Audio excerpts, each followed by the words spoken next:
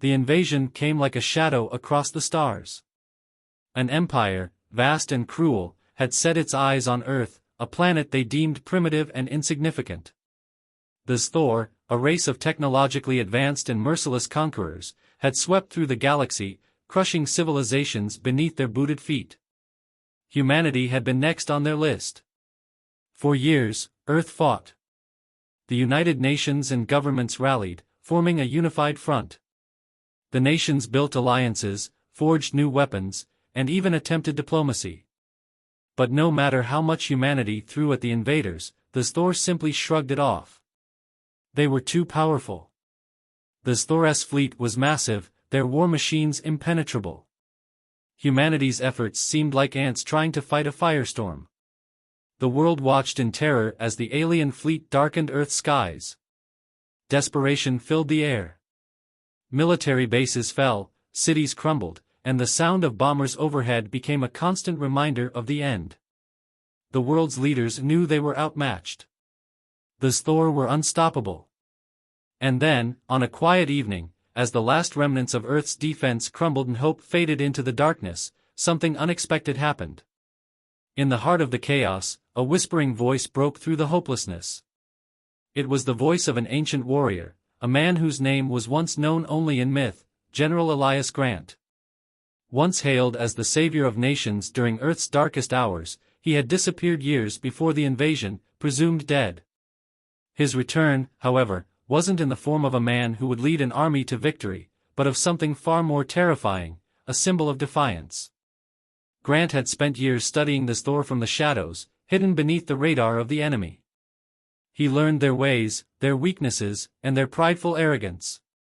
He saw the cracks in their empire, the fractures that had formed from centuries of unchecked power. He saw their overconfidence and their belief that Earth was just another easy conquest. Most importantly, Grant saw how fragile they truly were. As the last major city fell under Thor bombardment, General Grant activated the first phase of his plan, a simple signal, hidden beneath the frequency of their own communications. It was a distress call to the forgotten corners of the galaxy. A message to humanity's allies who had been waiting for their time to strike back. To the rebels, the freedom fighters, and the remnants of the hidden military forces that had evaded this Thor for years. Earth wasn't alone. Not yet. The message was cryptic and brief, but it was enough. We're not finished yet. We're coming for them. For a moment, the Thor believed it was a final attempt at defiance, a futile gesture by a dying species. But what they didn't realize was that the fight for Earth was far from over. The resistance that had been growing in the shadows began to emerge. And at the center of this new rebellion stood Elias Grant, a man whose very existence symbolized humanity's refusal to be extinguished. The first small victories were minor, but they set the stage for something larger. A small, barely noticeable attack on a supply line turned into a full-scale ambush. An entire fleet of Thor warships was crippled by an ingenious trap laid by human forces. Slowly but surely, the tides began to turn. On the ground, the human soldiers, many of them once civilians who had been forced to take up arms, fought with an unrelenting fury. They weren't fighting for land, resources, or power, they were fighting for survival. They were fighting for their homes, their families, their way of life. The Thor's advanced technology and superior numbers could never fully prepare them for the raw, untamable fire that burned in human hearts. And as the days passed, as the Thor grew more and more disoriented by humanity's unexpected resilience, General Grant's message echoed throughout the galaxy. It wasn't just Earth that would rise against them, it would be the entire galaxy. There were those who were tired of the Thor's tyranny, tired of their oppression, and who had long awaited the moment when they could strike back. With the Thor scrambling to reinforce their crumbling lines, the spark of resistance ignited into a full-blown rebellion. Earth, the once forgotten planet on the edge of the universe, had become the battlefield for the galaxy's largest fight. The tide was turning, and the Thor hadn't seen it coming. Now, it was their turn to face the consequences of their arrogance. The Thor Empire had always believed in one simple truth: their rule was unshakable. They had crushed countless worlds, and their fleet was a testament to their invincibility. Earth, however, had proven to be an unexpected thorn in their side, a species that refused to surrender, that could not be extinguished by sheer force alone. They underestimated the resilience of humanity. Now, their empire would pay the price. As General Elias Grant's message spread, the resistance grew. Human cells, once isolated and fractured, began to unite under the banner of one cause, Retribution. A rallying cry echoed across Earth and beyond, reaching alien civilizations that had been silently watching this Thor's tyranny. The call for rebellion was heard, and the galaxy's oppressed rallied in response. From forgotten colonies to distant planets, humanity's allies gathered. The first signs of a true counteroffensive began in the shadows of Earth's largest city, what remained of it after the Thor had razed it to the ground. The human resistance, led by seasoned military commanders, guerrilla fighters, and mercenaries, worked in unison to inflict calculated strikes against the invaders. Their tactics were unconventional. They used Thor weapons against them, reverse engineering their tech and using their own tools to destroy their forces. It was a relentless game of cat and mouse, with every Thor patrol under constant threat. The Thor's response was swift and brutal. They had believed that Earth's resistance was nothing more than a temporary nuisance. They soon realized how wrong they were. Earth's forces were like a wildfire, unpredictable and relentless, burning through their lines with unimaginable speed. The Thor attempted to reinforce their holdings, but their communication networks, which had once been flawless, began to falter under the weight of constant human interference. The Thor learned the hard way that humanity had a gift for adaptability and innovation, even in the darkest of times. Meanwhile, General Grant had taken his place as the symbol of this new human rebellion. His whereabouts were unknown, but his influence spread far beyond Earth. He was a phantom, moving between worlds, coordinating attacks, and offering humanity the hope that they needed to keep going. His face was seen across the stars, broadcast on every screen, inspiring those who had been oppressed for so long. He had become more than a man, he had become an idea. A series of coordinated assaults on Thor supply lines crippled their ability to reinforce their positions. Human ingenuity, once again, proved itself more than capable of turning the tide. Armed with salvaged Thor technology and their own, the Resistance formed a fleet of their own. It wasn't a large fleet, but it was enough to make the Thor pause. The tides had shifted, and the once unassailable Thor Empire now had to fight for every inch of ground they had taken from Earth. The first major victory came when the human-led fleet ambushed an unguarded Thor communications relay station in deep space. It was a critical blow to their operations. With their communication network fractured, the Thor struggled to coordinate their forces. The cracks in their empire, once imperceptible, were now undeniable. It was the beginning of their unraveling. Across the galaxy, the fight for Earth had sparked a chain reaction. From the distant moons of Orion to the war-torn colonies of the Outer Rim, humanity's allies began to push back. The Thor's grip on their empire was weakening. Rebellions sparked on planets they thought were securely under their control. The once mighty warships that had decimated Earth's defenses now found themselves under attack from all sides. For the Thor, this was more than just a setback. It was a sign of their impending doom. They had underestimated humanity's potential for resistance. They had believed Earth to be weak, a planet of fractured nations and primitive forces, but what they didn't understand was that Earth was not just a planet. Earth was a crucible that forged resilience, determination, and the will to fight, no matter the odds. The fight for Earth was no longer just about the survival of a single planet, it had become the spark that ignited the fire of a galactic rebellion. Every Thor ship that fell, every world that rose up against them, was a reminder of their hubris. They thought they had taken Earth. They thought they had broken humanity's spirit. But they were wrong. The Thor had no idea what they had unleashed. Now, they would feel the full force of humanity's wrath. And their worlds, those vast, beautiful, and proud empires, would soon burn in retribution. The galaxy was shifting. What had started as isolated skirmishes on Earth had grown into a full-scale war that spanned light years. The Thor Empire, once the undisputed rulers of vast star systems, now found themselves embroiled in a conflict they had never imagined. Their once mighty fleets, stationed in every corner of the galaxy, were being hunted. Their colonies, once secure and prosperous, now teetered on the edge of rebellion. And at the heart of this growing insurgency was Earth. On the ground, the battle raged. The Thores troops had once swept through cities with ease, leaving nothing but ashes in their wake. Now, it was they who found themselves under siege. The human resistance, once desperate and scattered, had become a force of unimaginable power. Led by the unyielding General Elias Grant, they had transformed from a group of insurgents into a full-fledged army. And Earth's rebels weren't fighting alone anymore. The galaxy had taken notice of the rebellion.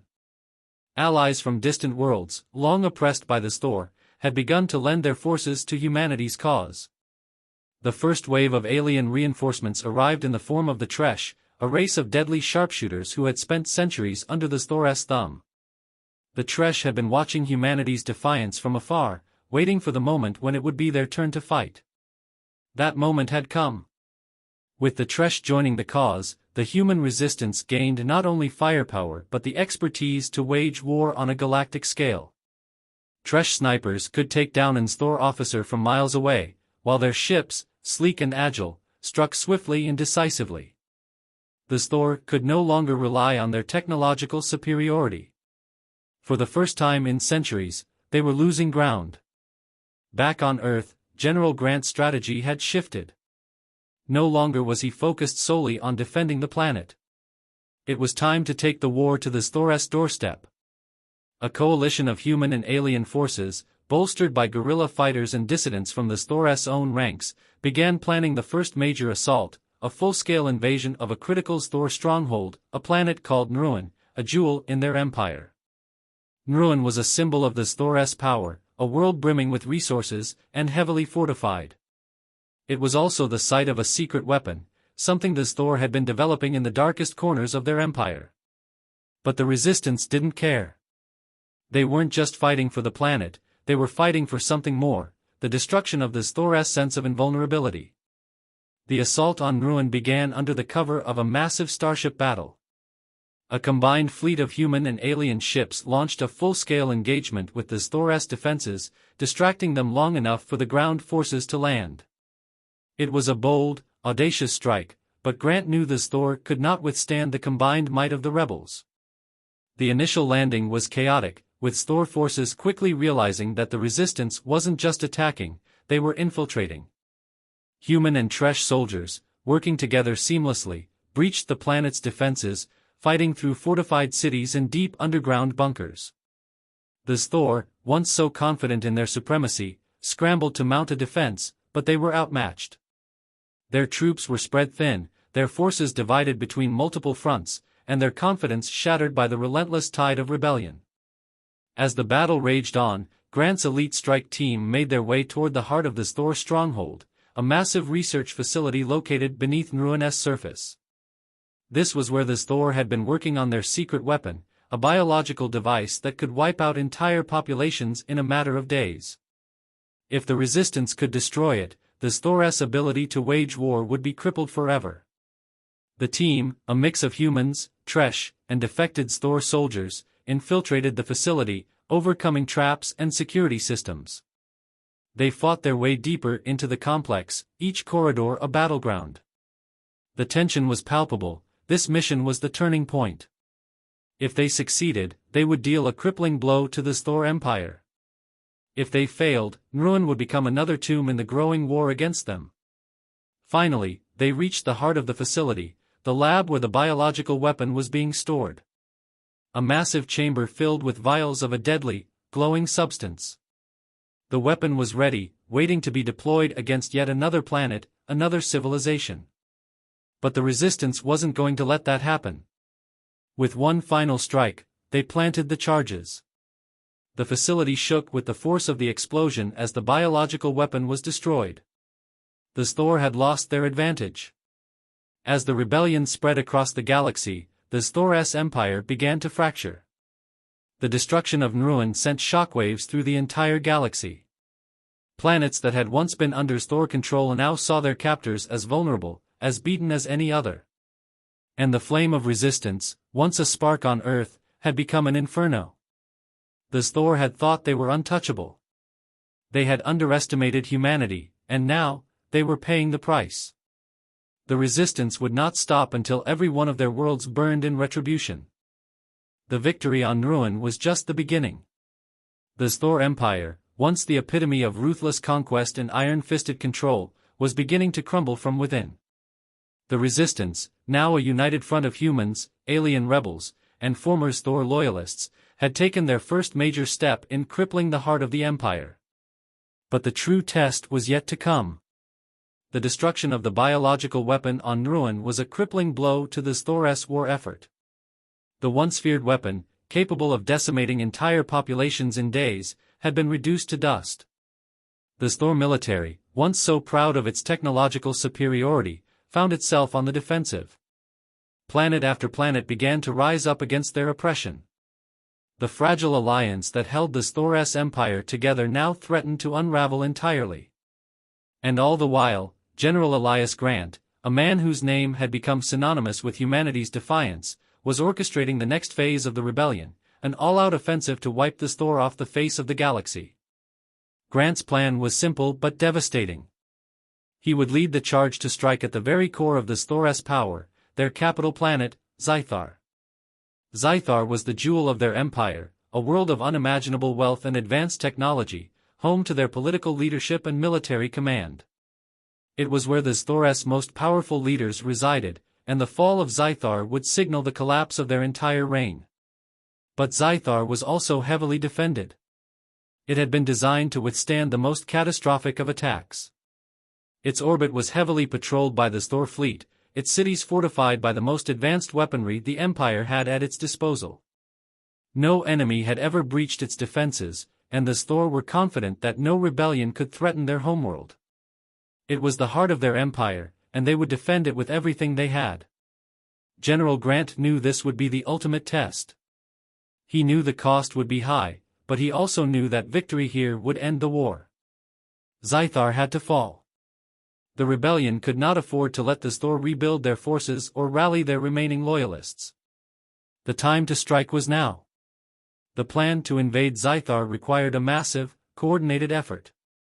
The human resistance, now backed by fleets of Tresh warships, had prepared for months. It wasn't just a military operation, it was a galactic assault, a reminder to every species in the Thor Empire that their time had come. The first wave came in the form of a decoy, a diversion that drew the attention of the Thor fleet. It was a risky maneuver, one that would either succeed or doom them all. A fleet of human and Tresh ships, disguised as an evacuation convoy, appeared in the outskirts of Zythar's orbit. The Thor, eager to destroy any perceived threat, launched a full assault, drawing their attention away from the real invasion force hidden in the shadows of a nearby asteroid field. As the diversion unfolded, the real attack began. General Grant, leading a small but elite task force of human and alien operatives, infiltrated the heart of the Thor fleet's command center. Their goal was not just to break through to Zythar, but to paralyze the Thor leadership. If the Thor's military command structure could be broken, it would cause chaos and disarray in their ranks. The battle over Zythar's orbit was fierce. The Thor's capital defense fleets were formidable, but they were no match for the surprise and precision of the rebel forces. Ship-to-ship combat raged as the combined fleets of humans and Tresh fought tooth and nail for control of the skies.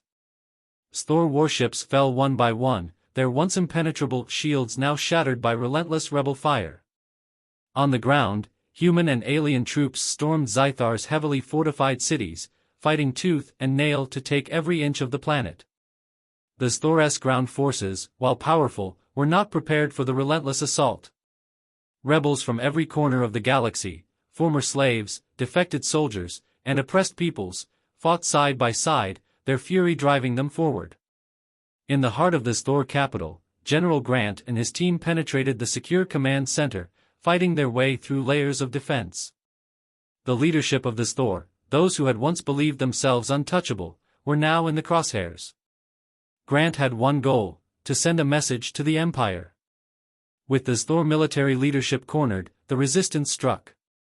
The commanding officers of the Thor were captured, and their fate sealed. Grant had a simple choice: execute them and end their reign, or use them as bargaining chips. But Grant wasn't interested in negotiations. The Thor had taken Earth. They had massacred countless worlds in their wake. For that, they would pay the ultimate price. As the final blow to Zythar's defense system was dealt, the once proud capital of the Thor Empire fell. The heart of their empire was reduced to rubble, and with it, the foundations of their power. Across the galaxy, the message spread: the Thor Empire had fallen.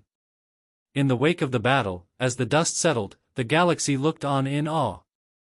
The rebellion that had started with a single message had turned into an unstoppable force. The Thor had underestimated humanity. They had thought their rule would last forever. But now, their empire was in ruins. Their worlds were burning. And all of it, every victory, every sacrifice, was driven by one thing: retribution. The fall of Zythar sent shockwaves across the galaxy. The capital of the Thor Empire, once the heart of their vast and powerful reign, had been reduced to a battlefield. General Elias Grant's final strike against the Thor leadership had left them in disarray. The rebellion's victory was complete, but the Thor weren't finished yet. Their empire was crumbling, yes, but their pride, their thirst for revenge, would drive them to fight until the very last star was extinguished. But the damage had been done. The Thor had lost their leaders, their fleet, their heart, and with it, the fearsome reputation they had built over millennia. The galaxy, which had long lived under the shadow of the Thor's tyranny, could now breathe. The people of countless star systems, once subjugated, began to rise. But as the Thor reeled from their defeat, they unleashed their most desperate weapon: retaliation. The Thor Empire had always possessed the ability to strike from the shadows, to plan in secret, and they had spent decades preparing for this very moment. Zythar's fall had been devastating, but it had also ignited a final, desperate plan, a scorched earth strategy designed to ensure that if the Thor couldn't hold the galaxy, they would make sure no one could. As the remnants of the Thor fleet scattered to regroup, they turned their focus on the final weapon they had been working on for years: the Dread Stars. These massive ships, each the size of a small moon, had been constructed in secret. Each Dread Star contained enough firepower to decimate entire planets, and each one was powered by an unstable core capable of destroying star systems in mere moments. The Thor were prepared to unleash these apocalyptic weapons to erase the rebellion, and the galaxy, in one fell swoop. General Grant knew what this meant. The Thor were not just trying to win, they were trying to burn everything to the ground. With their fleet in disarray, and their remaining leadership fractured, they were willing to take the galaxy down with them. The first sign of the Thor's final gambit came when the Dread Stars activated. Massive weapons, powerful enough to decimate entire planetary systems, began to charge. The galaxy's newly formed alliance of rebels, exiled governments, and those who had long fought against the Thor now had to face a threat unlike any they had seen before. With the Thor's scorched earth plan in motion, General Grant realized that it was no longer just about winning, it was about survival. Humanity's fight had never been about just Earth. It had been about the future of all sentient life in the galaxy, about the very existence of freedom and choice. And now, it was a race against time to stop the Dread Stars before they could unleash their devastation. The Resistance's forces rallied for a final assault, but this time, it was different. They weren't just fighting for victory, they were fighting for the survival of the galaxy itself. The Dread Stars, now nearing the final stage of their activation, would destroy everything in their path. Planets, ships, and civilizations would burn in the wake of these monstrous weapons. No one would be safe. General Grant, alongside his closest allies, including the Tresh, defected Thor, and the surviving leaders of Earth, made a bold decision. They would strike directly at the Dread Stars themselves. They would infiltrate the Thor's last-ditch fortress, a massive installation hidden in the fringes of the galaxy, where the Dread Stars were being controlled. The journey was perilous. The Thor had turned the space around their secret installation into a death trap, surrounded by swarms of automated defense drones, mines, and traps designed to destroy any ship that dared approach. The Resistance's fleets, though battle-hardened, were stretched thin. But this was their last chance. If they failed to destroy the Dread Stars, all hope would be lost. The strike force, led by Grant himself, embarked on a daring mission. A fleet of ships, stealthily maneuvering through enemy lines, advanced toward the heart of the Thor's final stronghold. The Dread Stars, now fully operational, hovered like ancient gods above the enemy base, waiting for their moment to unleash destruction. The Resistance's assault was swift and brutal. Ships darted in and out of the shadows, attacking with pinpoint precision. Rebel forces fought their way through the heavily fortified defenses, and after days of intense fighting, they breached the gates of the Thor's stronghold. With the clock ticking, Grant led his elite team to the core of the facility where the Dread Star's control systems lay. The final battle was a storm of explosions and flashing lights. The core of the fortress was a maze of steel and alien technology, and every corner was filled with Thor soldiers and automated defenses. It was a fight for survival on a scale never before seen. The Resistance, aided by their Tresh allies, fought valiantly, pushing deeper into the heart of the complex. As the team reached the control room, they encountered the last of the Thor leadership, those few who had escaped the fall of Zythar. The battle was fierce, but with overwhelming numbers and determination, the Resistance triumphed. The Dread Stars were within reach. Grant, standing at the control panel, had to make a decision. The countdown was already in motion, and the Dread Stars were only moments from activation. With a grim determination, he initiated the final sequence, disabling the Dread Stars and sending them into permanent shutdown. In the wake of the battle, the remaining Thor forces were left scattered, leaderless, and broken. The empire they had built over centuries had finally been shattered. The Scorched Earth plan had failed. The galaxy, once again, had been saved. The price of victory had been steep, but General Elias Grant stood victorious. Humanity, alongside their allies, had proven that even in the face of annihilation, the flames of defiance could never be extinguished. The Thor Empire was no more, and their worlds would never burn again. Now, a new era had begun, a galaxy where freedom, hope, and unity would reign supreme. But for General Grant, the fight was always about more than just revenge. It was about ensuring that the darkness the Thor brought would never rise again. And with that, the flames of Retribution were extinguished, leaving only the light of a new dawn. The galaxy was recovering, but it was a fragile piece. The final destruction of the Thor Empire had left the galaxy in a state of disarray.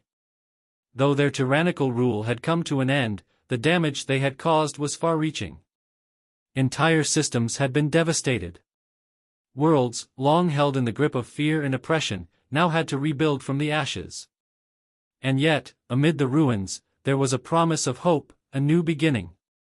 General Elias Grant, now hailed as the hero who had led humanity and its allies to victory, found himself at the heart of a difficult challenge. The war had ended, but the true struggle was just beginning. The galaxy had been united under a common enemy, but now the question was, what came next? How would a shattered galaxy forge a new future? Grant knew that rebuilding the galaxy would not be easy. The human resistance had become a powerful force, but they were not the only ones fighting for control. Several factions, some born from the ashes of the Thor Empire, others from new, rising powers, now sought to assert dominance. New political systems were taking root, but old grudges remained, and the lessons of war were still fresh. Humanity, for its part, had to contend with its own identity in this new galaxy. The war had united them in ways never before seen. But now, as the last remnants of the Thor forces scattered across the cosmos, many felt the need for a new purpose. No longer could they simply be the vengeful survivors. They had to build a new legacy, one based on cooperation, unity, and peace. But not everyone agreed with this vision. One of the first major challenges to Grant's leadership came from a faction of humans who had seen the rebellion as a chance to impose their own form of rule. A militaristic government, formed from the remnants of Earth's resistance, began to rise. They sought to impose a vision of order and control, using military force to maintain peace and influence throughout the galaxy. Their tactics, while effective in stabilizing local systems, mirrored the very same authoritarian practices humanity had fought against under the Sthor. Grant found himself caught between these competing forces. He had led humanity to victory, but now, as the architect of its future, he had to navigate the complexities of governance and diplomacy. The galaxy was a fractured place, full of former enemies, former allies, and now, emerging political powers all vying for their own piece of the galaxy. Meanwhile, the Tresh, who had fought alongside humanity throughout the war, were looking to establish their own independent dominion in the aftermath of the Sthor's fall. Their society was built on the principles of honor and justice, and many among their people were eager to see their influence spread across the galaxy. But some feared that the Tresh's expansionist ambitions could lead to yet another cycle of war. Would they seek to dominate the newly freed systems? Or would they honor their alliance with humanity and help guide the galaxy toward peace? And then, there were the former Sthor defectors, the individuals who had once served as soldiers or diplomats in the Sthor Empire, now faced with their own path forward. Some of them, like the Sthor General Vlash, who had turned against his own people, sought redemption. Others, however, viewed the downfall of the Empire as an opportunity to seize power for themselves. They saw the weakened state of the galaxy as a chance to rebuild their former glory. It was a delicate balance, and the threat of internal strife still loomed large. As General Grant sat in the makeshift council chamber, surrounded by leaders from various worlds and species, he couldn't help but feel the weight of the task ahead. Rebuilding the galaxy was no easy feat. The past was never truly gone. It echoed in every political debate, every diplomatic negotiation, and every action taken. Every decision, no matter how small, carried the specter of the Sthor's reign and the war that had defined their generation. But Grant also knew that the path forward had to be chosen carefully. The galaxy's new leaders had to work together. He could not let the specters of the past destroy the future they had fought for. This was a time for healing, for reconciliation. Yet the scars of war were deep, and many still clung to old grudges. Grant turned to the holographic display in the center of the room. It showed the map of the galaxy, now dotted with new borders, new factions, and new opportunities for peace. The next phase of the rebellion's fight was not one of destruction, but of creation. This new galaxy was theirs to shape, if they could find common ground. He knew that humanity, once considered weak by the galaxy's more advanced civilizations, now had a unique opportunity to lead. The heart of the rebellion, the strength of human resilience and adaptability, had become the cornerstone of this new era. Humanity had survived the unthinkable. They had toppled the greatest empire the galaxy had ever known, and now, they had to ensure that no new empire, no new tyrant, would rise in its place. But even as Grant spoke to the council, urging cooperation, he knew that peace was never guaranteed. The future of the galaxy was still uncertain. There were too many factions with too many conflicting interests. The echoes of war had not yet faded, and there would be those who, like the Sthor before them, would seek to exploit the chaos for their own gain.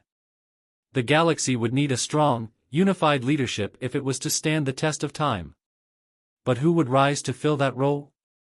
Would humanity be the uniting force, or would they fall to the same temptations that had led the Sthor to tyranny? The question hung in the air, unspoken but ever-present. In the quiet after the meeting, Grant found himself standing at the viewport, staring out at the stars. The rebellion had won. The Sthor were gone. But the true battle had only just begun. And the cost of peace, he knew, would be just as high as the cost of war. But for now, they had a chance to build a new galaxy. And that was all anyone could ask for. The days following the council's tense deliberations marked the beginning of a new era, but they also brought with them a profound sense of uncertainty. The galaxy had won its freedom, but peace had proven more elusive than General Elias Grant had hoped. The factions that now controlled the various star systems had their own visions for the future, and some of them were willing to go to great lengths to see their dreams realized, even if it meant plunging the galaxy back into conflict. Grant had spent years leading the charge against the Thor Empire, but now, in the aftermath of their defeat, he found himself facing an even greater challenge, leading the galaxy toward a lasting peace. The victory had been hard-won, but the fight for the future was far from over. In the years that followed Zythar's fall, the human-led alliance, the Tresh, and various other liberated species worked together to form a fragile coalition. It wasn't easy, there were countless obstacles, and old wounds festered. Still, there was hope. In the wreckage of the old empire, something new was beginning to take shape. The most pressing issue was the question of governance. Some factions pushed for a return to an old order, a hierarchical structure where military strength determined the course of the galaxy.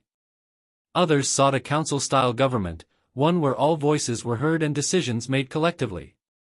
There were even those who believed in a more decentralized model, one where each system and species was free to govern itself as it saw fit. General Grant was determined to avoid repeating the mistakes of the past. The Thor had ruled through fear and control, creating a universe where freedom was a distant memory. The rebellion had triumphed not because of military might alone, but because of the unity it had forged among people and species who had once been enemies.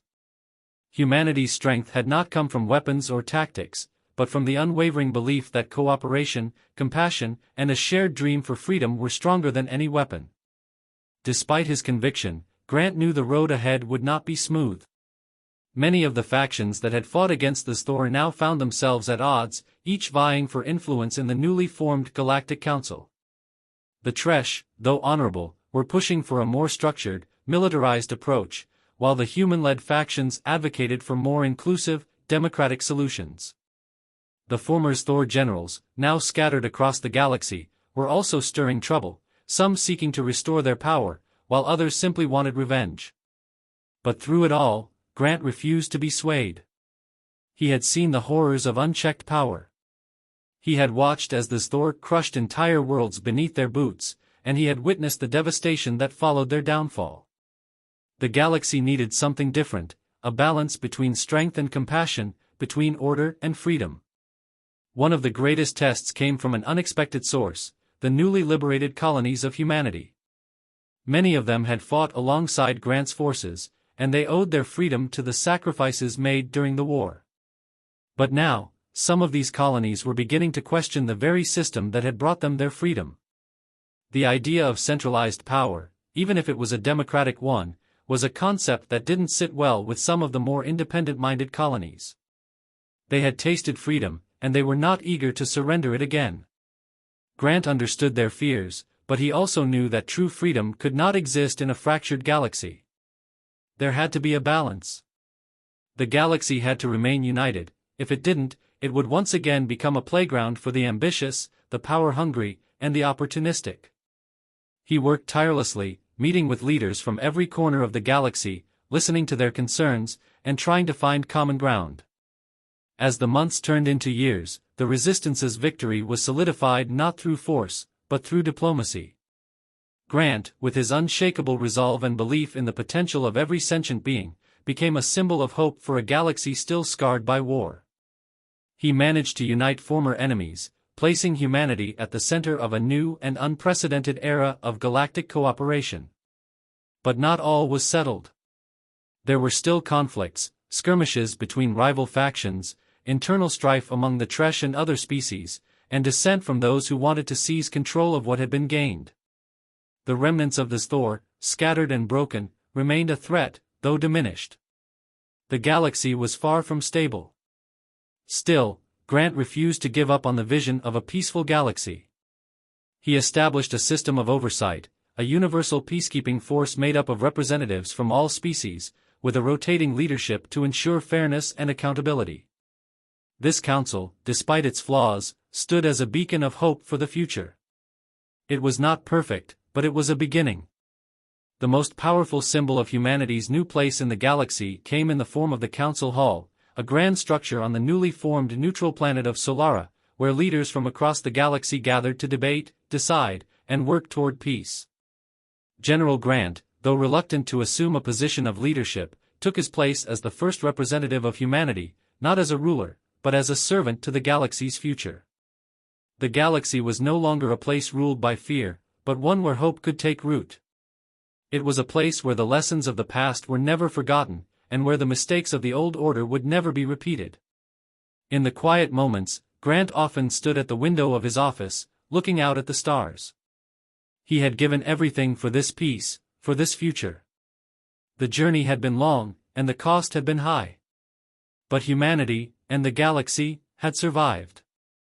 The final words spoken on that fateful day, the day the store finally fell, echoed in Grant's mind, *, they thought we were defeated. Now, their worlds burn in retribution.